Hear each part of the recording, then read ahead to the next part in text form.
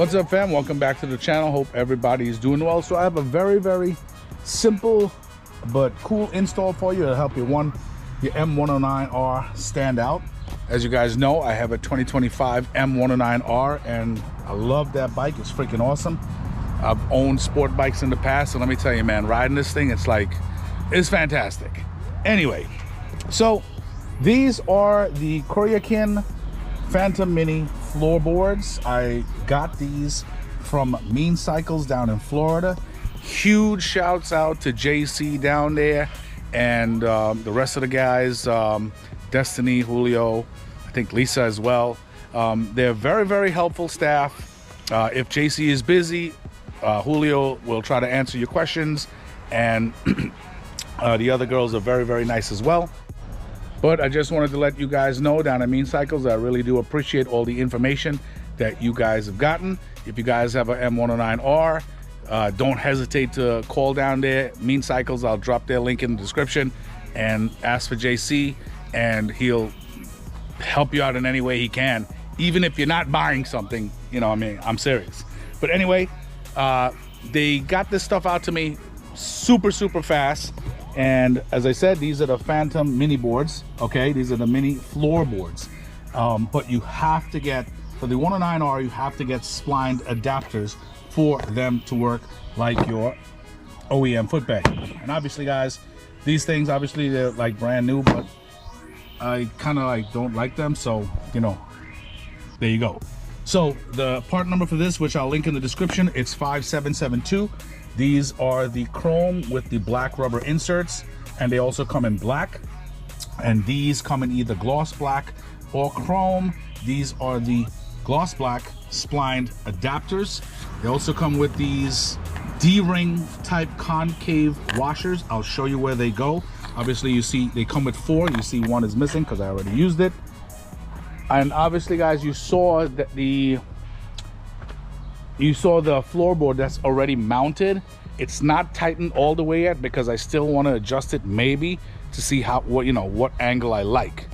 Okay, now the floorboards, obviously, very nice, very nice piece, and it's got some weight to it too.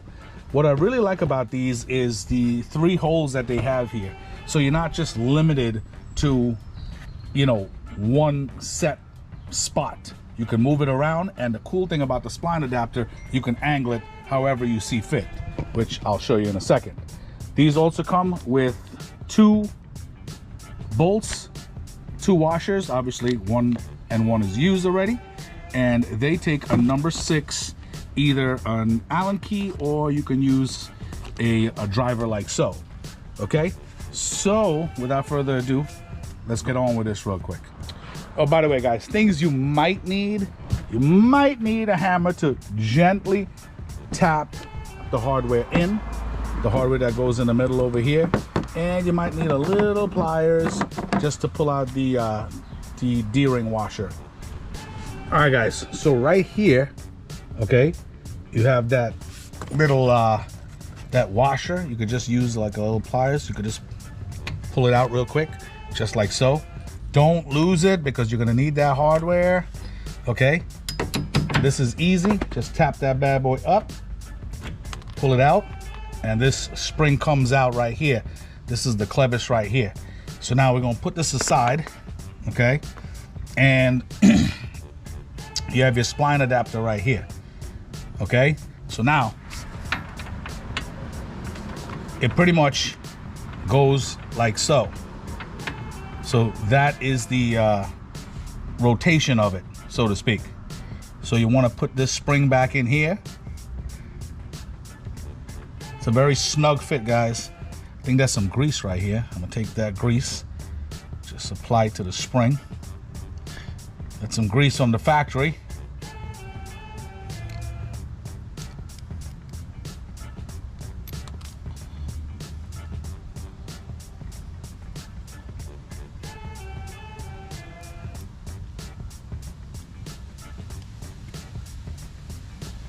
Okay, we in business right there.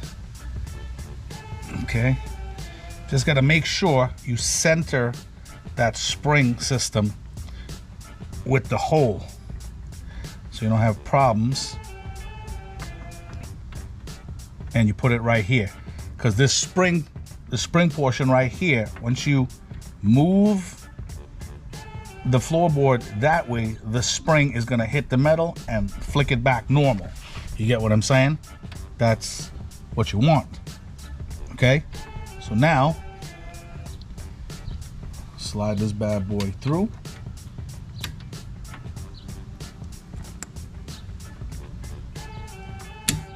Oh, this one didn't even need the hammer. Went right in.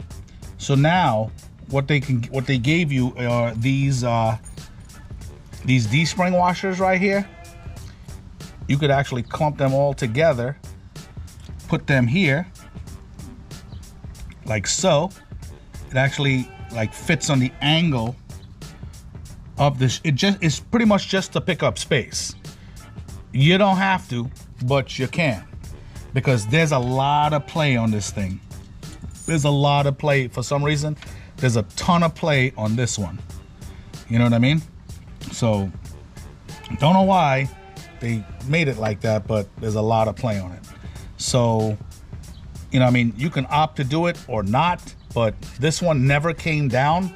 So I'm gonna just, if I put these D-springs on here, there's still gonna be a huge gap. You know what I mean? So it doesn't make sense. I'm just gonna put this back where the hell it was. Hold on. I do have a tool for these damn clips, but I couldn't find it because I have so much damn tools. You know what I mean? But anyway, that's pretty much how it works right there. So I didn't have use, but I did use one of these D-spring clips, and I will show you on the other side. So now look. See how it works? Plain and simple. Now for the floorboard. So now pretty much you want to put the floorboard where your foot is going to be most comfortable. You know what I'm saying? So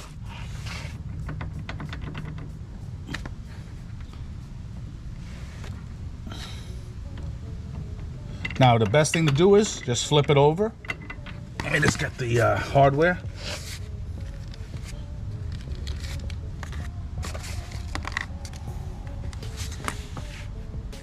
All right, so we're putting it in the all the way over here. I'm gonna just flip it over real quick.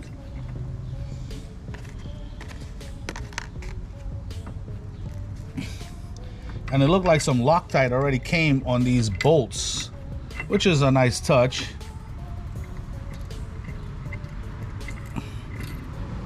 Okay, so now that's threaded.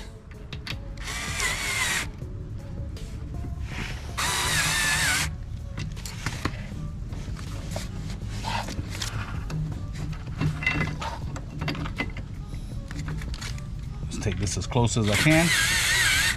Okay. And we just got to figure where we want this.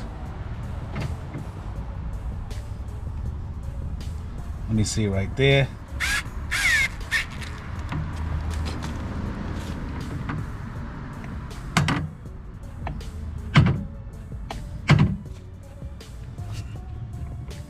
Pretty steady and nice and in the grooves. And as I said, if you know, I mean, depending on the size, I have a pretty big foot. I'm like a 13, I think triple E or quadruple E or something like that. So my foot is pretty wide, especially I ride with boots. So now I put my foot here, and I noticed with my other peg, with this OEM peg, when I would put my foot here, when I wear boots, I had to like try to angle my foot in between shifts, in between it, so I could shift properly. And now, you know what I mean? It's actually comfortable. You know what I'm saying? That's actually pretty freaking cool. Not too shabby. But guys, before I forget, that D-ring or that D-ring washer, as I told you about, I used it right here, under here, so there's no play whatsoever. Okay, with this one, there's no play with that insert. The only thing is, obviously both sides are a little bit different. Now what I could do is I could just use, I have washers. I could put numerous washers in here, and then just, you know, to prevent it from freaking,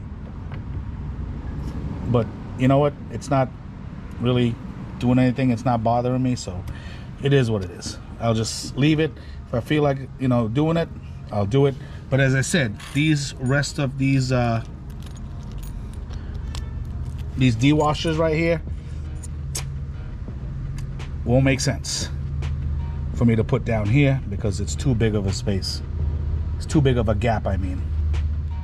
Oh, and the only thing I would tell you is obviously watch how you're freaking, I guess, cornering with the bike, because if you put these, when you gotta fold them, when it folds, it's gonna hit here. There's not a lot of leeway. So depending, you know what I mean, I don't know if it's gonna freaking scrape or not. I gotta take a ride and check this out. Definitely gotta take a ride and check this out for myself. But guys, definitely like, subscribe, comment, let me know what you think. And these are nice, man. They match the freaking bike so freaking nice. They look really, really nice. Oh yeah. So all I gotta do now is just tighten this up. What I'm gonna do is I'm gonna put my boots on. I wanna see how my boots feel in between the shifter and the floorboards. All right guys, so I just came back from a ride. The bike is super hot. It actually felt pretty good. The way I adjusted the passenger peg right here, if you notice, it's a decent space, but it's perfect for, look, I can slide my boot in. I don't have to like shove it, like kind of try to sandwich it in between the peg and the shifter. The only thing I would tell you is now shifting becomes slightly weird. The way the boot feels, because now you have to lift the shifter, and now your heel is pretty much, it's not pivoting like on how it is on the peg, if you get what I'm saying. So there's no pivot, so to speak. Okay, so that's the only thing. Food for thought. Okay, this driver's side peg, I adjusted it up where I could literally just have my foot right here and literally just step on that brake nice and easy, and it'll work. The floorboard is flush with the rear brake. Even at the hardest, it'll be flush with the floorboard, if you get what I'm saying. I can leave that floorboard right there, or I can adjust it back the way I had it, slightly this way, slightly tilted. So I don't know what I'll do, but as I said guys, definitely like, subscribe, comment, let me know what you think. If you have these installed on yours, let me know what you think. They look really, really nice, not gonna lie, but it will take some getting used to. I actually took 2 rides because I wanted to make sure you know how it feels. I took one just, you know, leisurely, but then I put on my helmet and I started riding fast. So I wanted to see how shifting through the gears would feel. As I said, this is good, like, you know what I mean, you're going on a long cruise or whatever the case might be, and you don't want the middle of the arch of your foot just hanging on that peg, you know what I mean, then this is something that's for you. But the adjustability of it is all good. But if your feet is I mean, if you got big feet like mine, then you're gonna need to adjust this thing really, really well.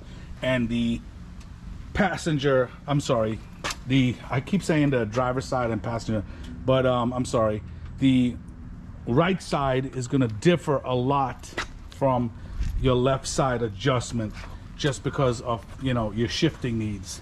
So again guys, like, subscribe, comment, let me know what you think, and everything will be listed in the description. And JC from Mean Cycles, again, thank you so much, and I will talk to you guys soon. Take it easy.